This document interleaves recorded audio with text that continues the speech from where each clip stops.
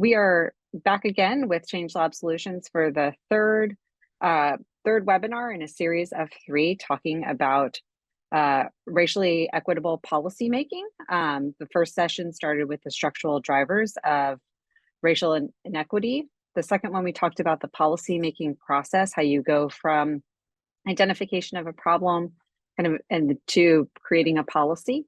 And today we're going to get into a little bit of the nitty-gritty between advocacy and lobbying and that gray area of the boundaries of what you can do as an advocate and a convener in a food policy council, and still kind of dip your toes into lobbying. So we have with us again Nessia Berner-Wong and Amanda Fernandez, and are delighted to have them here with us today to share their knowledge again. And so with that, I will turn it over to them to get us started. We're excited and grateful to be here with you all today, and really grateful for those of you who are joining us. We know it is a Friday. For some, the weekend may have already started. So really grateful to have you all here and with us to talk about advocacy and lobbying and taking policy action. As a quick reminder, if you weren't with us for the last 2 sessions, I'm Nessia Berner-Wong. I'm a senior policy analyst at ChangeLab Solutions, she, her pronouns, and I'm based out of Oakland, California. And I'll pass it to Amanda to introduce yourself. Hey everyone, Amanda Fernandez. My pronouns are she and her. I am a senior attorney with ChangeLab, and I'm based out of Honolulu, Hawaii.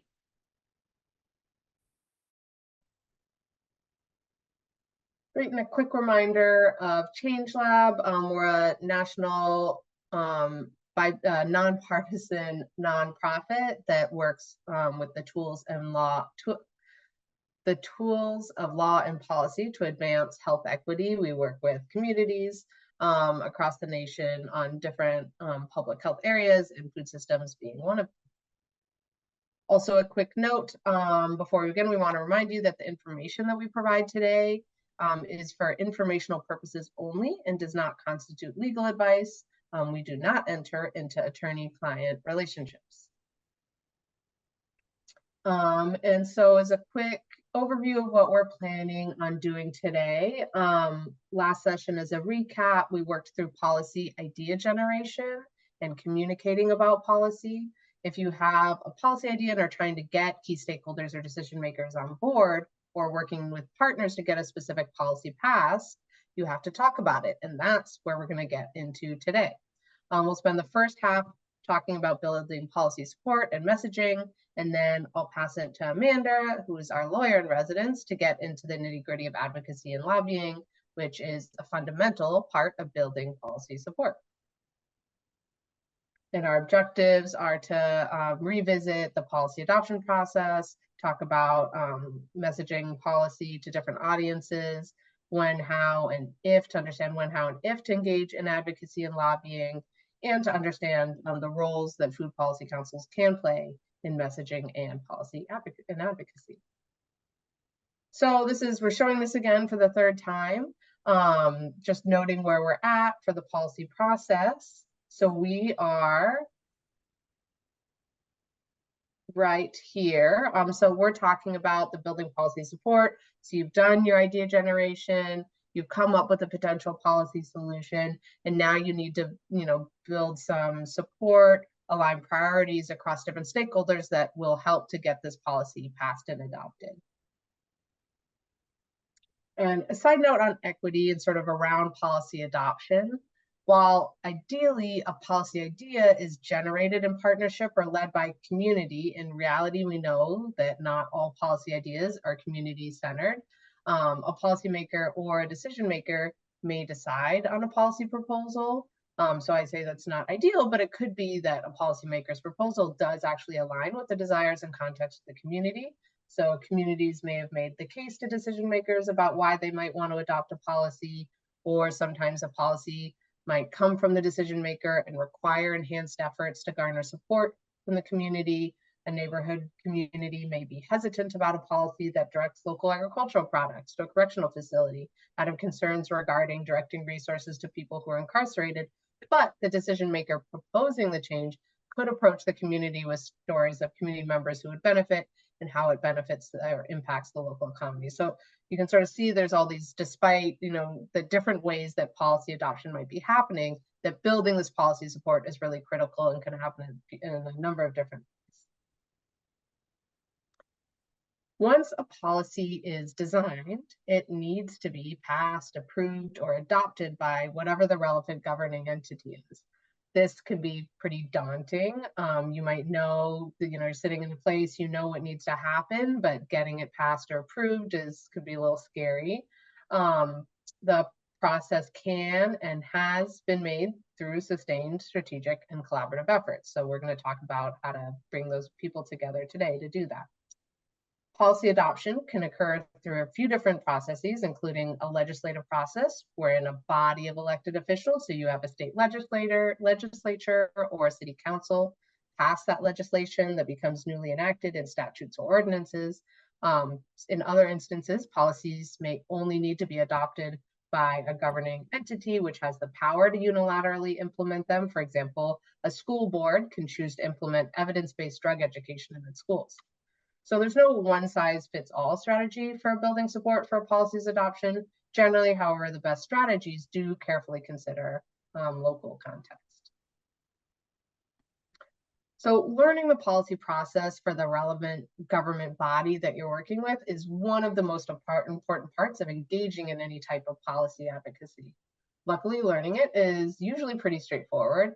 And although the structure or the committee names or the rules can vary from state legislature to state legislature, or from city council to city council, the basics are generally the same. And your council should have publicly available guides on the process.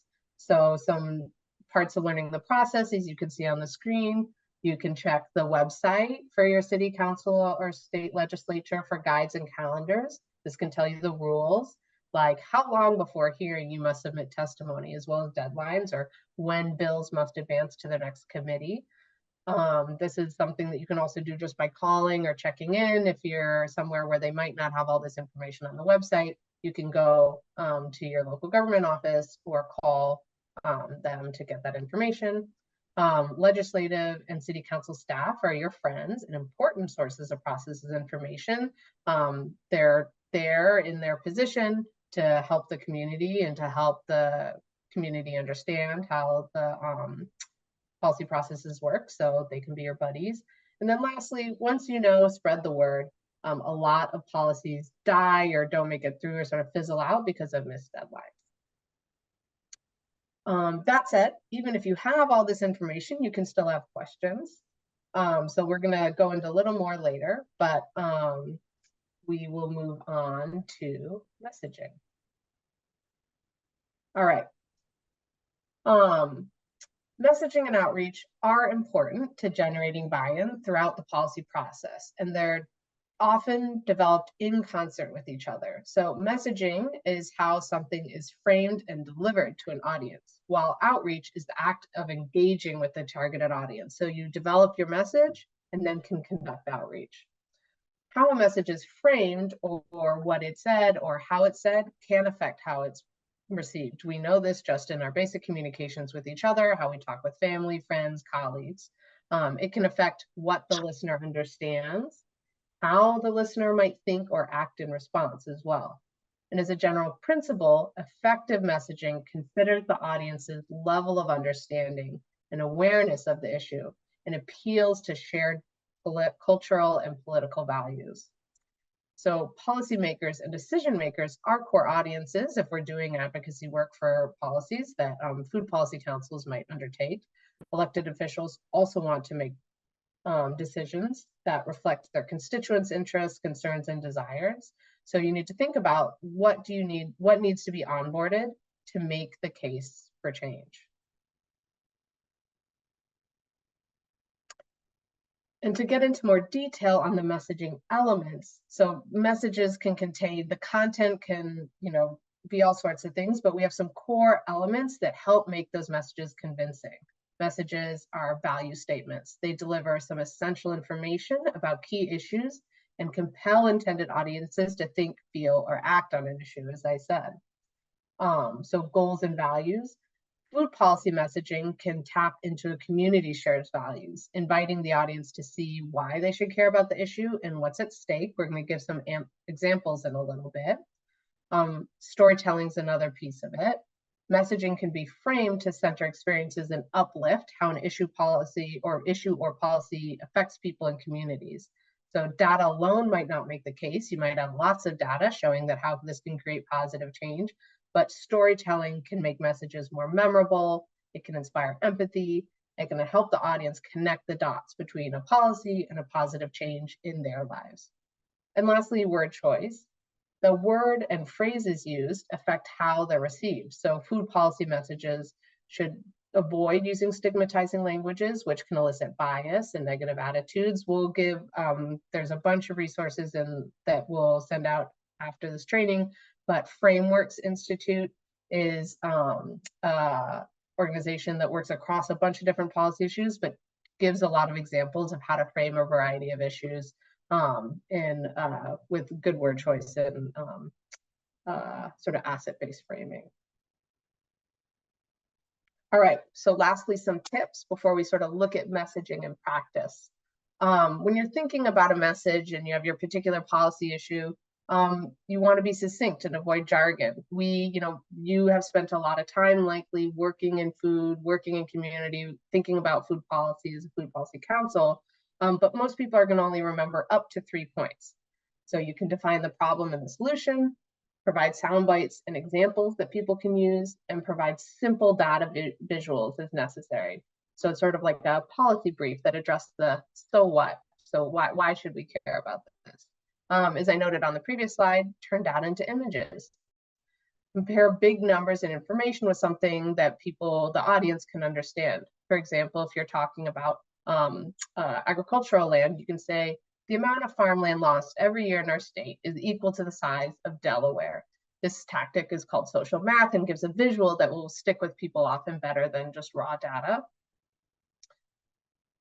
The next piece is cultural humility, exercising respect and cultural humility. Messages should consider cultural differences among your audiences and understand and respect different worldviews, as well as language differences and the need for translation. So for example, the Springfield Food Policy Council in Massachusetts produces their website in Spanish English to make it more accessible. Cultural humility also means practicing self-critique and continuous learning. Being able to message and connect with audiences does require acknowledging your own assumptions and biases, what you don't know, and seeking support from stakeholders, experts, and community to promote your own growth and ensure you're engaging with your audience with curiosity and respect. Sharing the benefits, persuasive responses to questions, and communicating the benefits of supporting an issue. So why is this issue important right now? There's often a question of why now, and thinking ahead to what pushback your audience might face from others as they turn to give this message on. Using compelling stories and narratives. Humanizing the issue, as I said, emphasizing how this can address disparities and help constituents if you're talking with a policymaker. People remember stories that create emotional connection, so that emotional piece is really helpful. Selecting appropriate messengers. The spokesperson should be trustworthy and credible. Perhaps you are not the best person to deliver this message to a particular audience, but aligning with other stakeholders and creating partnerships where different messengers can deliver messages to different audiences can also help push your policy solution forward. And lastly, carrots versus sticks. As much as possible, positive messages are motivating to people, as well as proposing solutions, being solutions oriented. Negative messaging can backfire. We're fatigued generally of hearing about all the things that are wrong, and inspiring rather than scaring can be a better motivator often. All right, lastly, messaging in practice. So we're getting a lot of tips and tricks, but I wanted to give some examples of how you can tailor messages for particular policy issues. So this is our sample policy topic, food business licensing. So for better food security and job opportunities in a historically disadvantaged neighborhood, the Food Policy Council here is advocating for a city to reduce or eliminate permitting fees for food-based businesses located in a specific neighborhood. They're trying to have city staff dedicated to working with residents from this neighborhood to navigate city certification and permitting processes for food businesses. And lastly, pushing to create an investment fund for neighborhood residents to secure retail space, equipment, and resources to open and improve food businesses in the neighborhood. So this is the context. And now let's look at ways that we can sort of talk about this desired change or this policy solution to a couple of different audiences. So first, if we're talking about food businesses and permitting, businesses are a really important stakeholder that they're really important in terms of a constituency for elected officials. They care about small business and local businesses, and they're the core target of your policy change. So if we're talking about data, what's the ROI for all businesses if we invest in some businesses? So we're talking about businesses in and outside of the neighborhood, that being able to speak to maybe, bottom line, which is probably important to a business owner, of ROI. And there's lots of evidence and data out there. If you're interested in this issue in particular, shoot us a note on the sort of positive economic impact of investing in small businesses. If you're looking for like a solutions-oriented message, how this can promote economic within and outside of the neighborhood. And then values-based, community-wide prosperity is the goal if we have a shared responsibility to ensure fairness across all neighborhoods. Now, we also might need to make this case to a fiscally minded lawmaker, someone who cares about this, the city budget, that it's balanced, that this is going to be a good investment for the city council to make, for example. So data for them. What's the ROI for a local economy for lowering barriers to small business opportunities? For solutions oriented, how can this promote economic development within and outside the neighborhood again? And then values based, promoting income generation opportunities and access to food. ROI, return on investment. Thank you for asking. And so for values-based, promoting income generation opportunities and access to food can also contribute to healthier communities and ultimately lower the financial burden on government. So healthcare, income assistance programs. So, tailoring your message to who the audience is and what they care about and what their role is really helpful in aligning sort of priorities across different stakeholders that are going to be necessary to bring on board to push a particular policy option forward. All right, so I'm going to pause and ask, have you messaged? And this can be in a variety of ways. If you have any examples of any effective messaging that you've used for a specific target audience, feel free to drop it in the chat if you want to come off mute. But anytime that you've had to message something to a particular audience and how that's gone for you.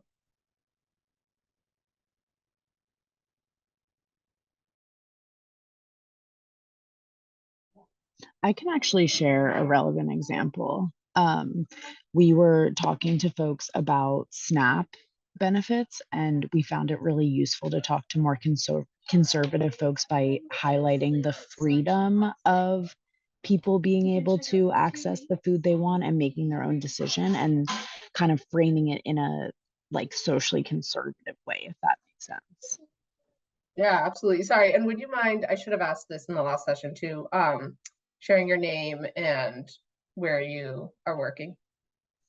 Yeah, my name's Brett, and that was with the North Carolina Food System Advocacy Coalition. So we do federal policy advocacy with state, like our Congress members and on the state level. Or sorry, federal, but statewide.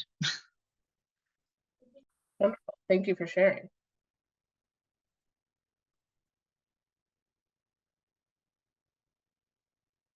Any other experiences with messaging?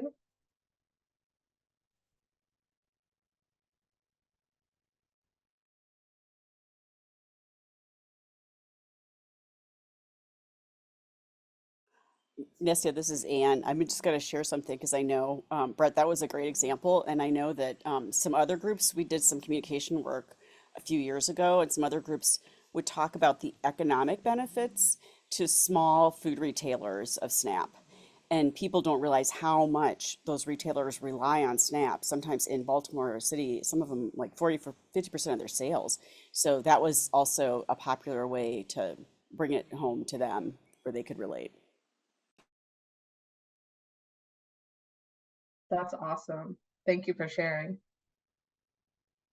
Oh, wow. Thanks, Lynn. That's a really exciting. Lynn shared that she spoke during public comment to request involvement of local farmers into the planning process, and it happened. Was there did you feel like there was something particular that you said that, or what you tried, the case that you tried to make that happen?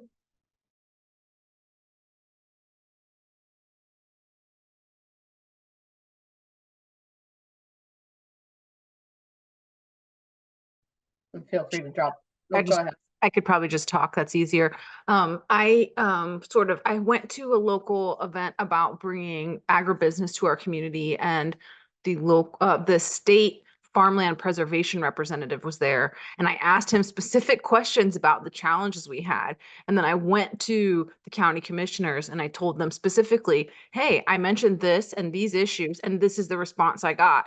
And then I just went down, we need apprenticeships, we need to involve the farmers in the comp plan for the next 20 years of planning, this and that. And then they just kind of did those steps. And then they brought him into a future meeting, and now he's in the conversation, the farmland preservation person. So I guess what I did was I leveraged a local expert and then use that information to, I guess, advocate, and they listened. So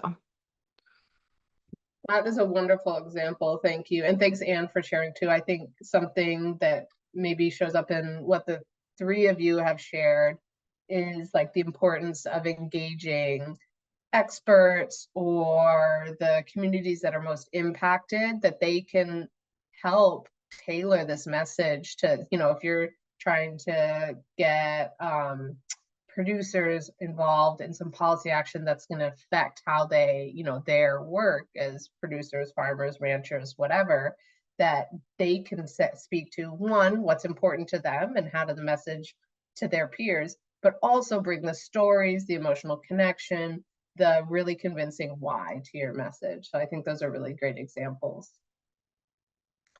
Any last examples that anyone wants to share? And then I'm going to open it up to any questions that folks have about messaging for either us or any of the folks that shared their work.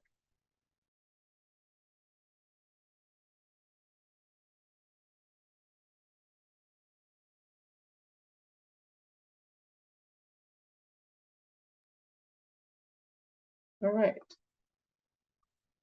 Any questions? We're going to sort of do a mini stop for questions right now around building policy support and messaging before we jump into advocacy and lobbying. I have one question. It's locally, we know we have a very conservative council and government, and I guess it's just, how do you approach some of these more community type support ideas when it comes to funding, when you're dealing with people that are more like, we only take care of our own individual selves? So I don't know if there's, when you're dealing with politics that are very rigid. That's a great question. Amanda, I don't know if you have anything to add or thoughts. So how to message things that help the collective by reframing them as like also helping the individual. I mean,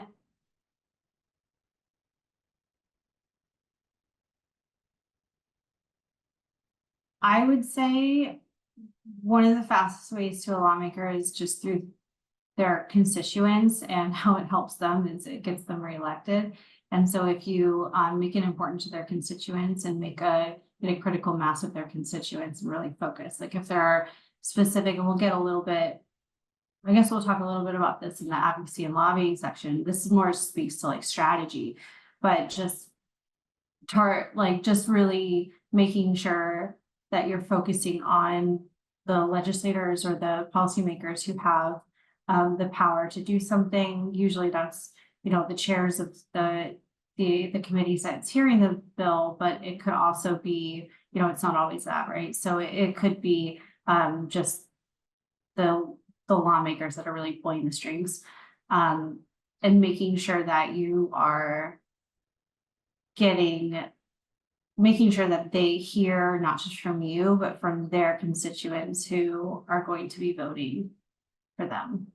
And so I would focus less on I think that's more of like if something is not going to be important to an individual lawmaker based on the policy itself, it should be, but if it doesn't speak to their heart, maybe it doesn't speak to their heart. If you can speak to their wallet, and if you can speak to their possibility of getting reelected, I think that's often the best bet. Because then they'll turn it into their issue, even if they don't care about it, but if it's important to their constituents and they want their constituents to vote for them, they get out in front of it.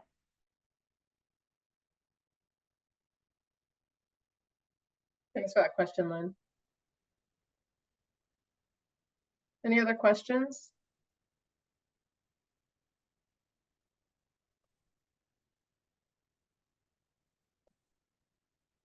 Oh, that is a great question.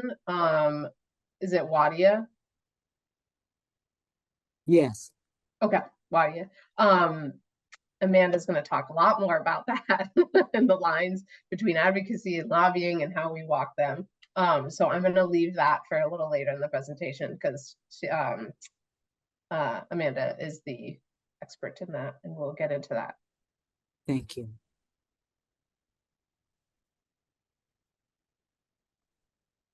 All right, any more questions before we move on?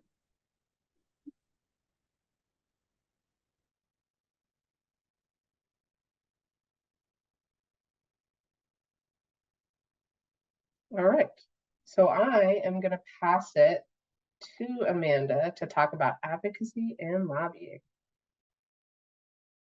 All right. So now we get to talk about lobbying, which I love talking about, and what it is, what it isn't, how it relates to advocacy more broadly, and what you need to know before you engage in lobbying. So at the outset, I think I always feel like it's really important to address the words lobbying and lobbyists and how they carry a lot of negative connotations that evoke images of like slimy deals behind closed doors and, you know, between corporate interests and corrupt politicians. And I'm not saying that those connotations are not earned, but lobbying itself, when taken out of that context, it's just a value neutral tool, right? It's just like any tool that we have in our democracy, and moral value is added or subtracted depending on who is doing the lobbying and for what purpose. And I always think that it seems contradictory for us to say that, oh, lobbying is like slimy, but then also we believe that community members who work to advance these policy issues should be compensated for their time. And or if folks are sharing their personal experience and testimony on a policy proposal, they should be compensated for that, because that's a form of lobbying, and there's nothing wrong with people being compensated for advocating for something they care about or that deeply affects them. As we'll discuss, you'll need to be aware of the different laws and regulations regarding lobbying. Again, like Nessia mentioned earlier, I am a lawyer, I'm not your lawyer. This is not legal advice, but just I'm going to do an overview of the different legal considerations, so you can just know where the boundaries are and what you are within your capacity as a food policy counsel, regardless of how you're structured, like what you're able to do. So I'm mostly focused today on how the IRS defines lobbying, because even though 501c3 nonprofits are allowed to engage in lobbying, there are limits. And in order for your organization to determine whether you're approaching or has exceeded that limit, you'll need to know whether what you've done or are planning to do is considered lobbying. There are also state and local definitions of lobbying, which vary.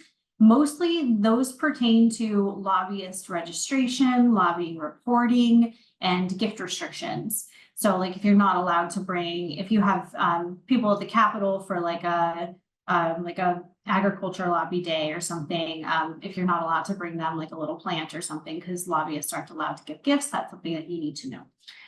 Finally, the IRS has restrictions around how nonprofits can engage with elections. I'm going to mention this, and I'll provide some resources when we send out the resource list, but we don't have too much time to get too into the weeds about election-related activities, but that's also something to consider. All right. So what is lobbying? How do we define it? So again, this is the federal definition, and the states define it and localities might define it a little bit differently. But this is how it's going to be defined for purposes of your tax status. So to be considered lobbying, an activity must include all four of the elements on this slide. So you have to have a communication, has to be with a government official or employee, legislative, or somebody else who takes part in forming legislation. So it can be a staffer. It has to reflect a point of view. So do you have are you expressing an opinion about something, and it's on specific legislation? So those four elements equal lobbying. A communication can be anything from an email and to a phone call or a letter or in-person meeting, interaction on social media, such as tweets, or if you're in their DMs on Instagram. A government official or employee is a legislator or anyone working in a legislative body, or a government official or employee who participates in the formulation of legislation, even if not part of a legislative body. So say like if you're meeting with,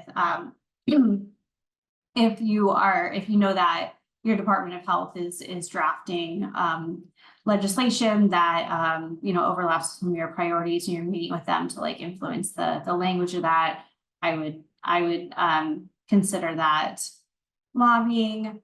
Attempting to influence legislation is defined as reflecting a particular point of view about specific legislation, or making a direct appeal to others to do the same. All right, so it has to be specific legislation. It's not just the issue generally. Also, but I think that it could still be lobbying. The IRS might still deem it lobbying if it's something like there's this bill going on. You don't mention the bill, but you're talking about the issue, and you know this person is going to vote on it. Like it's not just like not saying the quiet part out loud. Like if you are heavily implying that it's about particular legislation, like probably lobbying. All right, and we're going to break it down further. So there are two types of lobbying that we're going to talk about. So direct lobbying and grassroots lobbying. Direct lobbying is a communication directly with a government official to influence specific legislation. That's what we've already discussed. So that's what we typically think about. Amanda, I'm going to the agricultural chair's office, and I have all of my support with me, all of my my petitions or my evidence or whatever I want to give her. And then I am telling her that this is why she should vote a certain way on this bill, and this is why it's so important for XYZ reasons.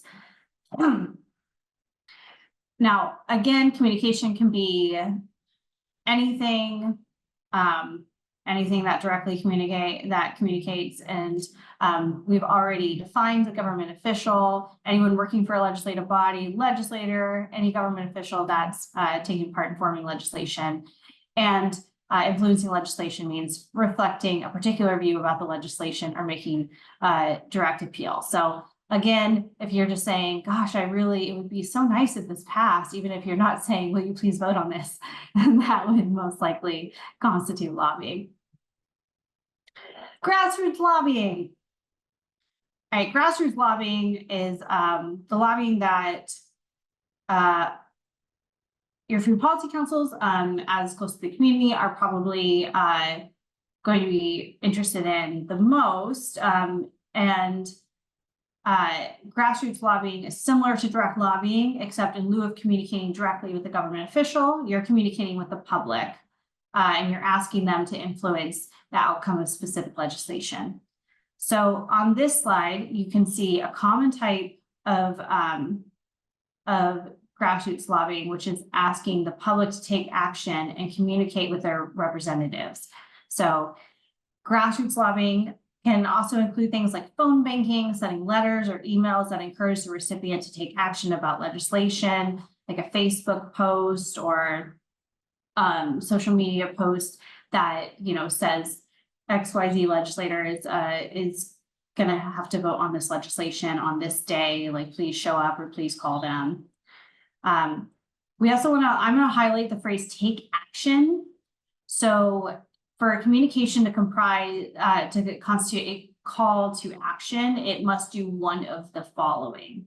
So it's got to tell the recipient to contact a legislator, provide information on how the recipient can contact his legislator, such as providing the phone number or email address, provide a mechanism for enabling the recipient to contact their legislator, such as a postcard, petition, or email form, or identifying the specific legislator or legislator who will vote on the legislation and who should be encouraged to vote a certain way. So it has to have one of those. A communication to the public that reflects a view on legislation, but doesn't have this call to action, and this is why this is really important. So if you just have a Facebook post that's like, we really hate this legislation and here's why, but it doesn't include the call to action, then that's not lobbying under the IRS rules. So for federal purposes, IRS said that's not lobbying. All right, states and localities. This varies by jurisdiction. You need to know the laws of the jurisdiction in which you're operating.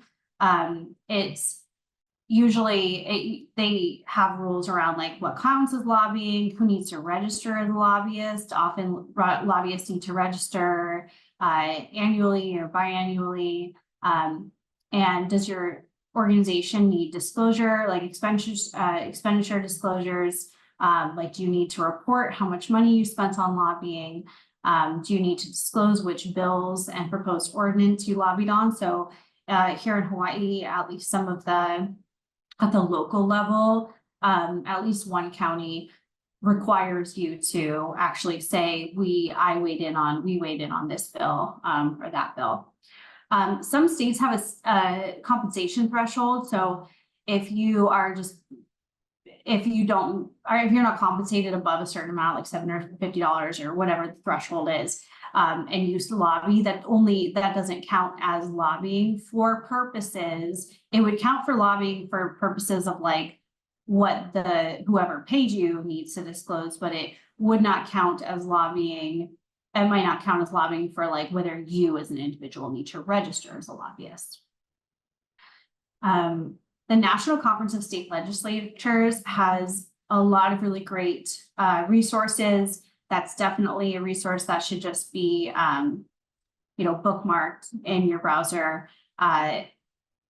They have an overview of how all the states define lobbying, so they make it really easy. I would recommend going to the website, and I'll put that in the chat as well, and you can just see how your state defines lobbying.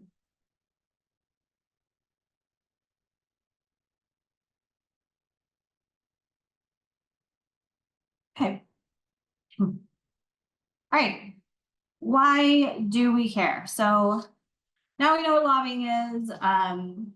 Why does that matter? So your 501c3 status matters a lot, and you don't want to put that in jeopardy in any way. So if you are a 501c3, it matters tremendously. But there are limitations around how much you can lobby. There is a ceiling on how much you can lobby as a 501c3, but you are allowed to do it, and you are allowed to do quite a bit of lobbying. So it's important. I always think it's really important for nonprofits to know that they're allowed to lobby and how much they're allowed to lobby, so that if they get any pushback from like a board member being scared of lobbying, they can go, no, really, we are allowed to do this. It's not going to threaten our 501c3 status. So you just know like exactly what you're allowed to do. Grant requirements are the other big thing. Grant requirements are the other big thing, where if you maybe your funding is restricted, a lot of funding is restricted and said you can't lobby with it. I know that food policy councils, there are structural limitations. Sometimes you're 501c3, maybe you're not, maybe you're a quasi-governmental entity, and you have some of the same restrictions that like government agency would have when it comes to lobbying. There are registration requirements, so you don't want to fall out of compliance with your registration compliance and get in trouble. Reporting requirements, and again, gift restrictions. So I know a lot of lobbying and advocacy efforts might involve little gifts, but you just want to be mindful of if those are allowed or if those are not, or if there might be like a threshold, like a $25 gift value or something. Okay. You all still with me? So here are the activities that are, I listed some activities. This is not exhaustive, but activities that are not lobbying under the IRS definition. We thought it would be helpful to share. So maybe for whatever reason, your nonprofit or your agency cannot lobby. There's still so much you can do in the policy space, and a few things that the IRS generally doesn't count as lobbying include coalition building among government agencies, nonprofits, private sector, community members. If you're discussing problems, sharing ideas generally, sharing best practices and success stories with the public and government officials. If there's no call to action, if you're just giving your general opinion on best practices with the public or even government officials, nor is there one when you provide just examples of success stories to the public or government officials. And so that's why this doesn't count as lobbying. So just sharing best practices, success stories. Nonpartisan analysis, study, and research. So engaging in nonpartisan analysis, making the results of this work available to the government official or to the general public or to governmental bodies, officials, or employees. That's not, if it's not carrying out propaganda or otherwise attempting to influence legislation, that's not lobbying. Model policies. I would say model policies can include nonpartisan analysis and study and research that supports the conclusion that certain policy choices would have a positive impact. A model policy is an example of what governments may adopt, but there are several policy options. Any specific legislation drafted based on the model policy is left to the discretion of the government officials and the legislative body, and there's no call to action or encouragement of legislators to adopt any specific policy. So if you're just drafting what a model policy might look like, sending it out into the world, then I would say, I think that I would be cautious when drafting model policies if I'm communicating the model policies in a specific way when it comes to legislators or when it comes to any government officials that are involved, that I know are involved in the legislative process. But just crafting model policies itself probably not lobbying. As long as it's not, if it's not tailored to the specific jurisdiction, if it's not written as a bill in your jurisdiction, then, all right. So you're not allowed to lobby. Now what? There are a lot of ways that you can advocate. So those were some that we just gave some examples of activities that you can do that are non-lobbying under IRS. Some for some reason, if structurally, if your grant doesn't allow it, you're not allowed to lobby. Some of the examples I'm going to give are of how you can do this and still avoid doing what constitutes lobbying. So 4 rules. You can wait. Is that 5? All right, 4. Engaging is almost never lobbying. Getting people excited about their vision for change, building a coalition of allies, conducting general education about an issue, that's almost never lobbying. Assessing what the problem is, what data is there, what solutions are there, collecting and analyzing and sharing data and fact sheets or reports or white papers, almost never lobbying. Proposing, this can be lobbying, but there's still plenty that's not. If you're drafting a strong policy that expresses the vision, a model policy, or policy recommendations that are not bills. If you're proposing institutional changes or practices that are not specific legislation, that's not lobbying. All right, you can even advocate. So this is where lobbying usually takes place in this space, but even here there are exceptions. You're identifying and meeting with decision makers. You can still meet with electeds and learning who they are, even sharing your work and concerns. That's not automatically lobbying. If you ask them to take a position on a bill, obviously that's lobbying, but if you're sharing best practices or one of the resources that you developed in or the previous points, best practices, success stories, or anything like that is not necessarily lobbying. Obviously, if there's pending legislation, I would it would be wise to take an extra step of caution about how you phrase things, so you're not implying that they should follow like an example, because that might constitute lobbying. Implement. All right, implementing is almost never lobbying. So this is after the fact, staying focused even after the policy gets adopted, making sure that the policy actually gets put into place and is followed. Okay, pop quiz. Everybody get your answers, put them in the chat, and I'll say 1, 2, 3, and you put them in the chat all at the same time. Okay, number 1. The Policy Council hosts a community meeting to discuss how to better support small kitchen operations.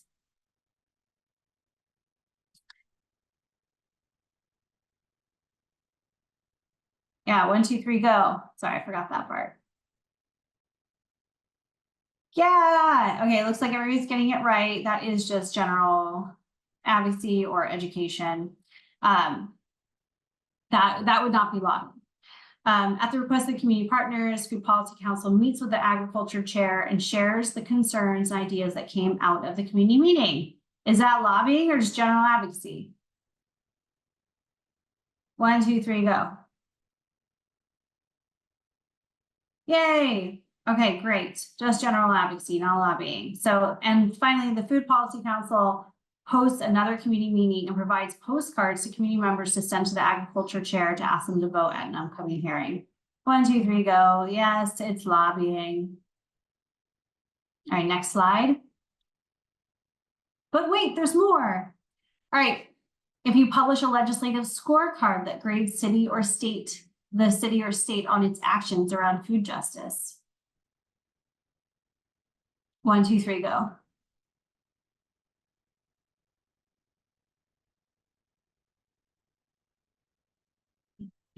Yep, this is not lobbying, with the caveat that this could, this could potentially implicate elections. So if you're doing it in election year, then you want to just be super careful about how you go about it. And there are, Boulder Advocacy has resources on this to make sure that if you're doing this, there are like safe harbor guidelines from the IRS about how you can do legislative scorecards that doesn't come across as campaign interaction. All right, testify if you're testifying before city or state government on policy agenda legislation. Is that lobbying or general advocacy?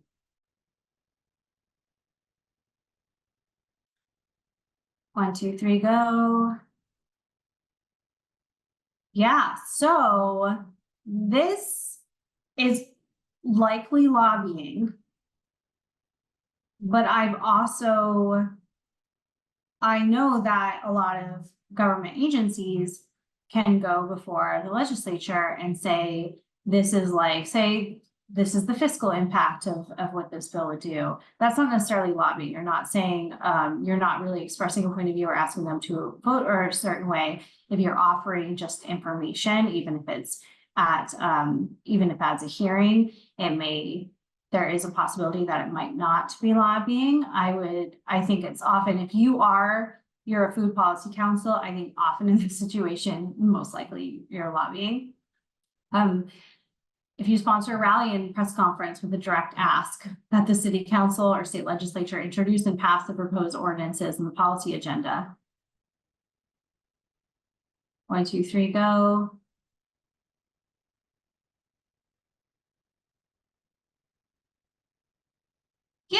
Yeah, that's probably lobbying, right? That's probably grassroots lobbying.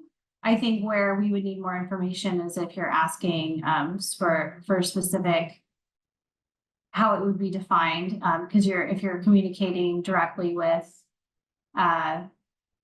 legislator, I think that if you're communicating with the public, I don't know. This is probably law. I would say, yeah, I'd say probably. Meeting with the policymakers and present the policy agenda and request introduction of several proposed ordinances, 1, 2, 3. Yeah, this is obviously lobbying. And hosting a pre-introduction community town hall and inviting city council members or legislators to come and answer questions about plans that they have to address food insecurity and underemployment. 1, 2, 3. Yep. Just general advocacy. All right. 100% team.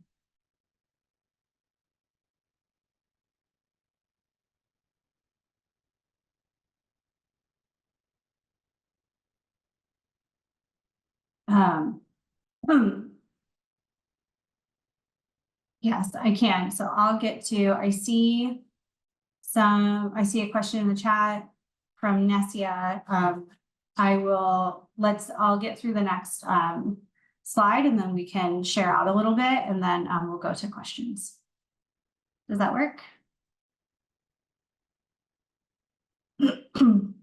All right, some good questions to ask yourself when considering all these various issues. Just about your capacity as a group policy council to engage in lobbying. Does your funding include a restriction on lobbying? What activities can I do without lobbying? Which laws or rules do I need to follow for my lobbying activities? And are there any state or local laws that prevent me from lobbying? The national, like I said, the National Council of State Legislatures has a 50-state chart that describes each state's statutory provisions and discusses restrictions on the use of public funds to lobby. Most often, this involves agencies, but some laws also relate to local government's use of public funds to lobby a state legislature. So it can be helpful. We'll include this in the resources we share out. But yeah, so there are, if you are attached to a government agency, there might be like statutory limitations as well as, you know, the agency being like, no, you can't do this.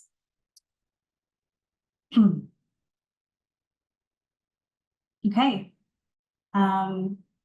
We would love to hear from any, I'm gonna pass it over to Nessia, unless Nessia, would you prefer that I answer this question now, or would you like me to pass it over to you? And I think we're gonna ask folks if they can share, would like to share. Yeah, I think I know Lane from Denver is here again today and has some stuff to share. I would love, Mandy, if you have any, like, to start us off, anything specific to government, because I know there's a lot of nonprofit food policy councils and a lot of folks are working in government, that if there's anything general guidance for government as it comes to policy adoption, and then I'd love to pass it to Lane to share. Absolutely. So I think when you work in government, you have a really powerful role in shaping policy, regardless of whether you're actually doing the lobbying. And because you have access to data that are kept by your city or your state, whatever you're attached to. And I think that it's usually, maybe often, easier to get that data, that non-public data between government agencies than it is for the members of the public to request that data through like a public records request, which can be very like delayed and can be very expensive.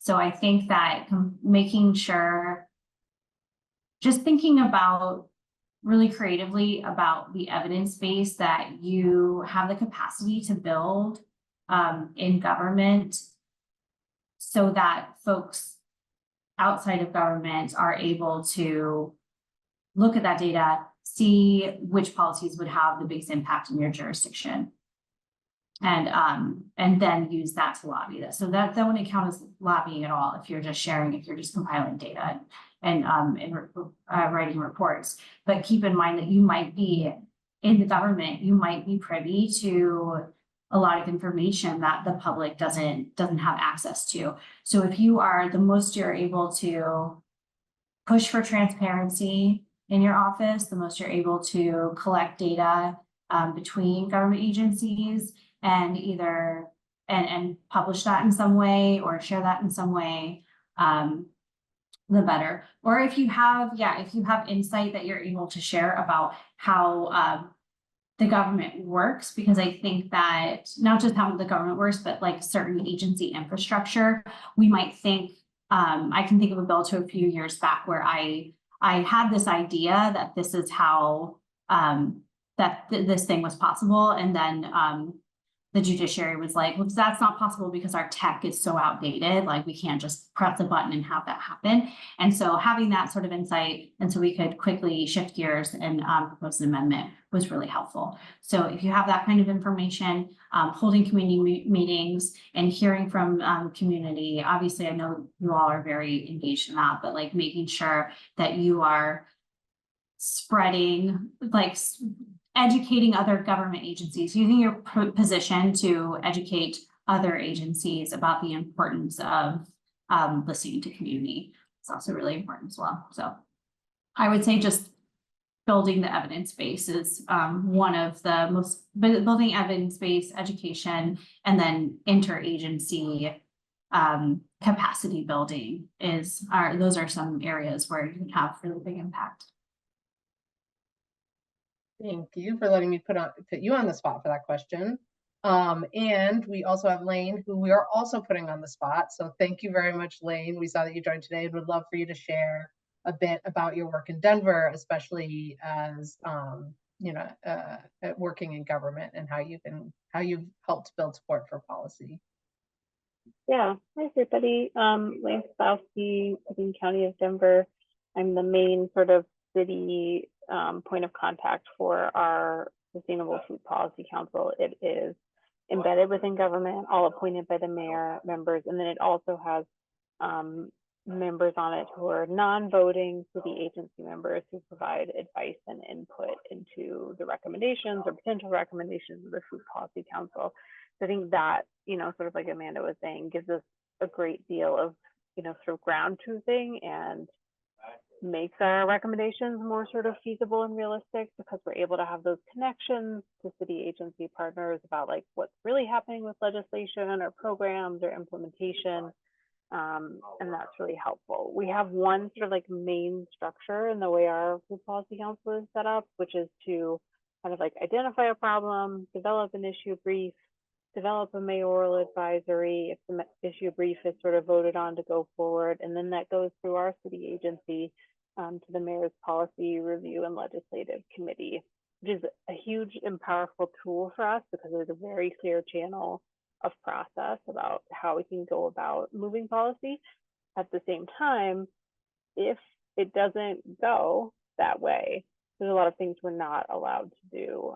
We're not allowed to advocate as an organization directly to city council. City council members cannot be appointed to the Food Policy Council. They can't necessarily serve on it. People are allowed to sort of talk to them one-on-one. So we spend a lot of time training every year with new members coming on and off about like, where can we draw that line, about how we can engage with city council or different city agencies, and like how we have to follow processes within city government. There have definitely been times when different city council members or SFPC members have gotten in trouble for sort of crossing that line from advocacy into lobbying, and not going through our kind of clear channel that we have to follow in the past. And at the same time, it can be a very effective channel. And we have had a lot of conversations over the years. Our Food Policy Council is, I think, about 15 years old now, about, do we leave and become a nonprofit? What are the benefits and costs of that? And like, what would we lose if we weren't a city appointed board and commission in terms of structure? And the jurisdiction next to us, Jefferson County, did recently leave their city and county government structure and become an independent Food Policy Council. And so I feel like people are sort of paying attention to that and understanding the costs and and benefits of that as well. Thanks for sharing, Lane. I'm gonna open it up for questions either for Lane or for us about anything we've talked about it today. So feel free to raise your hand if you'd like to come off mute and ask your question. You can also drop your questions in the chat, and or if you have any other experiences that you'd like to share.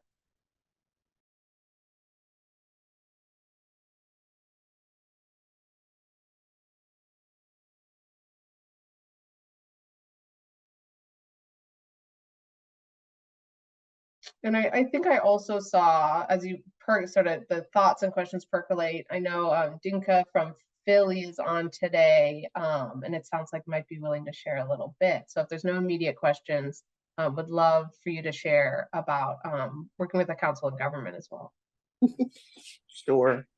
For those who are not aware, my name is Dimka Braswell. I am a facilitation cohort and appointed member for Philadelphia's Food Advisory Council. We've been active since 2011, 2012.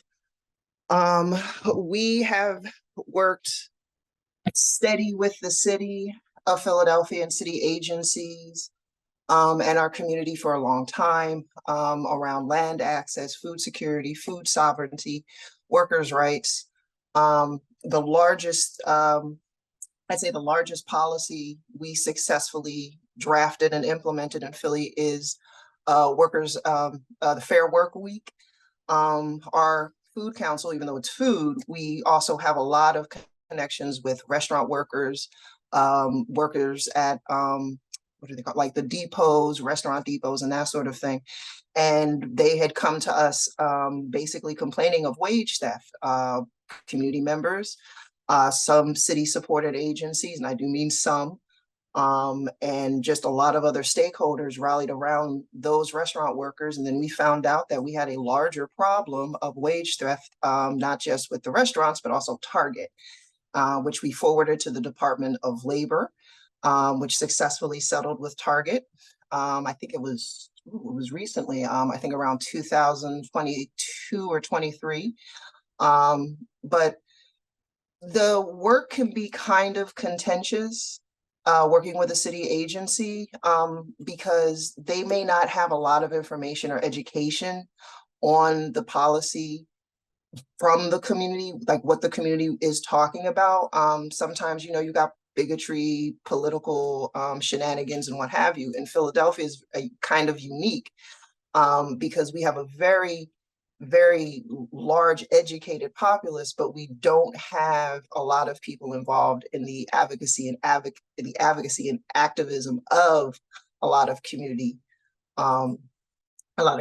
issues. But they all seem to come to our Food Advisory Council to meet, to share notes and information. So over the decades, we've been able to build large coalitions with housing, again, restaurant workers and what have you. And while we've had a lot of successes, we've also had a lot of losses, but we are still connected with the community. We also now have state and federal representatives with Farm Services and NRCS. I'm also the National Resource Conservation Chair for Philadelphia. And I sit with my Food Advisory Council locally and always report back to them what's going on a federal state level, to my community. They report to me and I report back up. But that consistent flow of educating people, being there for the community, and also having those uncomfortable conversations about racism, white supremacy, on how that affects white people or non-Black folks, colorism, or the Clarence Thomas effect, I'll say it like that, when we have the same Black, Hispanic, or Asian people marginalizing and erasing their community, and how that affects the community on economics, on cohesiveness, on how they build together.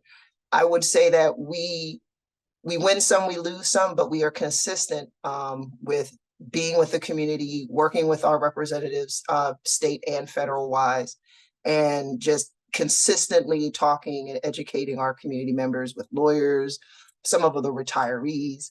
It's a lot of work, but it's work that we each see is successful every time we have an issue. So I would say that definitely check us out if you want to see the good, the bad, and the ugly.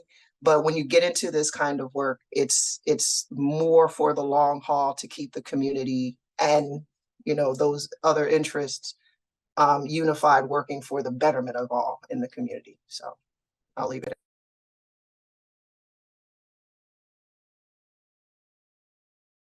Thank you, Dimka, for sharing. Really wonderful to hear your work, Lane's work. And I think when that last point you made, and I think that Lane and all of you can probably relate that of how long this work can take in the context of what we shared. I think in the first webinar about sort of the legacy and history of law and policy in this country, especially when it comes to food systems and labor and production and consumption, that there's, now 200 plus years of history of lawmaking that created the current legal context that we live in, which creates the sort of the context for individual communities. So it takes some time and effort to undo. So this is good work, but it's also hard work, for sure. Lynn, you have your hand up, so I want to pass it to you.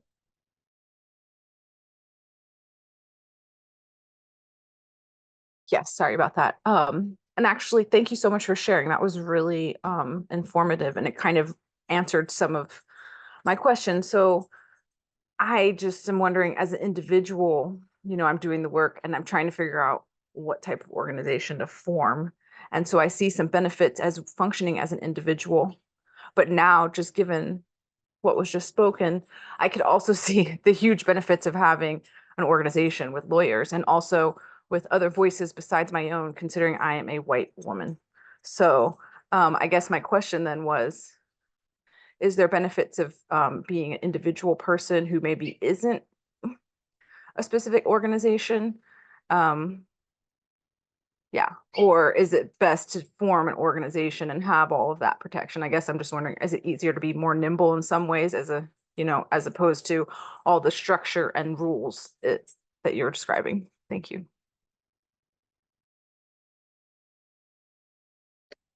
So just to confirm, your question is to engage sort of in advocacy and lobbying activities as an individual rather than under the umbrella of an organization or an office. Is that correct? Yes, that's correct. Like right now, we don't have a food policy. We don't have a food council in our specific community. So I've looked into starting one. So, but I've been for years working as an individual in many of these ways. So yeah, I'm just wondering, is there a benefit to remaining an individual because it makes you more nimble or something like that, as opposed to, and then like I said, the question was sort of already answered because I heard all those benefits of working as an organization that was just shared. But that was my question.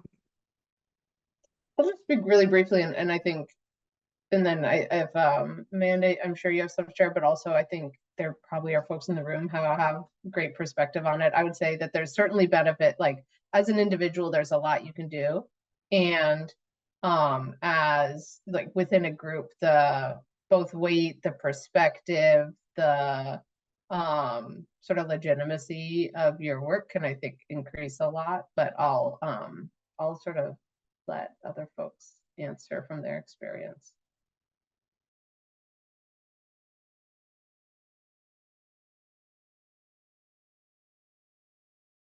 I see two who have raised their hands.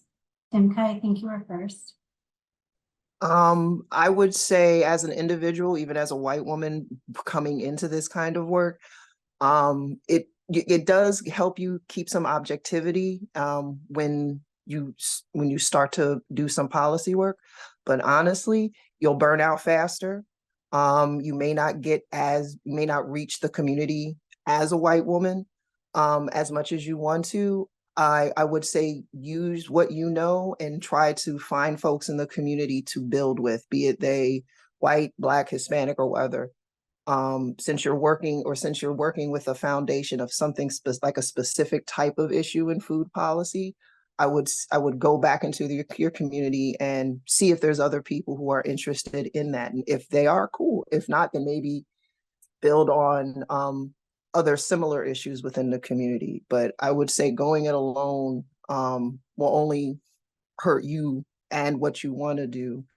And sometimes that uncomfortableness of being a white woman in an advocacy space might, halt or make you feel some kind of way. But if you're rooted in the whole, not just, justice of it all, but just wanting to be a good person and not having to deal with crap all the time, you usually find those folks that resonate with you and can build with you for your community.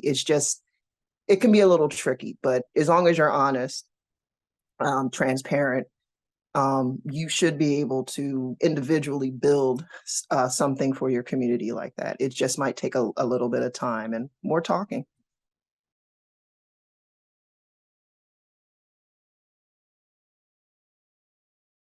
Thank you for that, Dimka. Lane?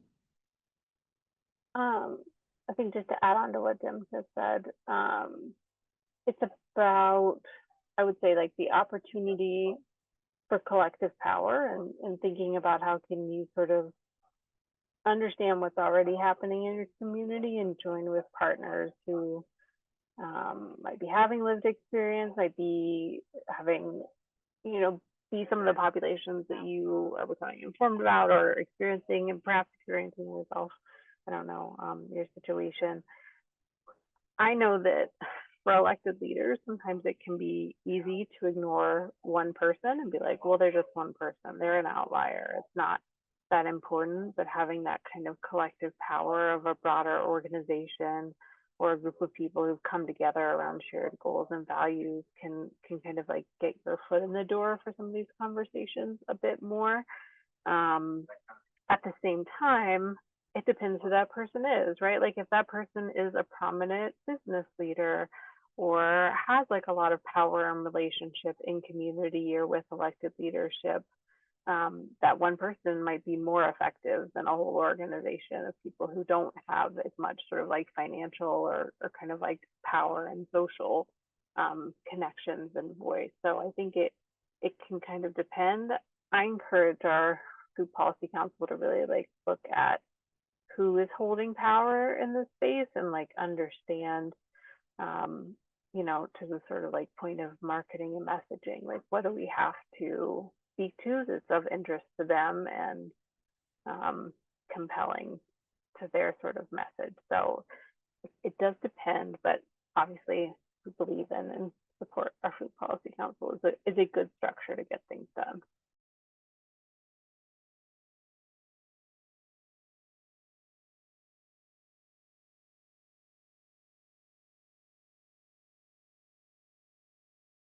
For sharing. Are there any other questions or experiences that folks want to share?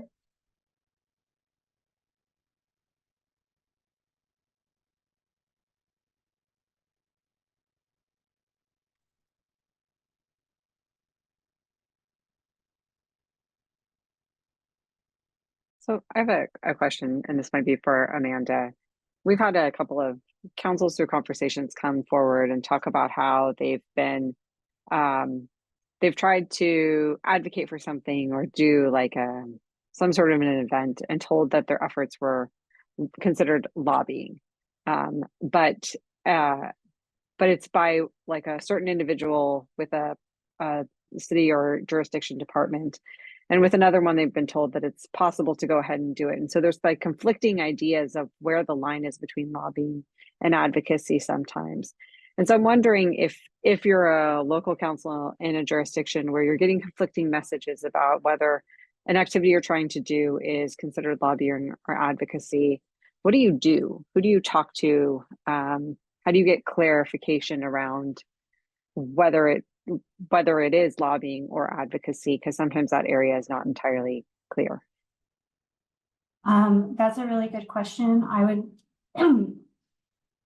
would contact the state or local ethics commission. So they usually oversee the lobbying regulations, and in my experience, I know every jurisdiction is going to be different. In my experience here, the State Ethics Commission has attorneys that are always like willing to talk to you and willing to troubleshoot things.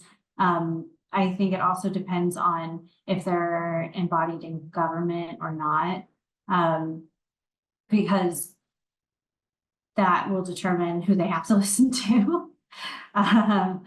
But yeah, I would say the Ethics Commission would be able to provide guidance. Not a question, but just say that, like, I know for our food policy council, they often feel very nervous about crossing that line after some past members sort of having their hands slapped by city government, even though they're sort of a part of city government. And it seems like a good sort of like point of, you know, like who can you go to ask. But I really appreciate the specific example, because even though I myself try to explain where that line is, sometimes when they give me an example, like, well, could I do this? I'm not always sure what to say for them. So I appreciate it. Thanks, Lane. Nessie and Amanda, do you have parting thoughts, words of wisdom that you want to leave people with?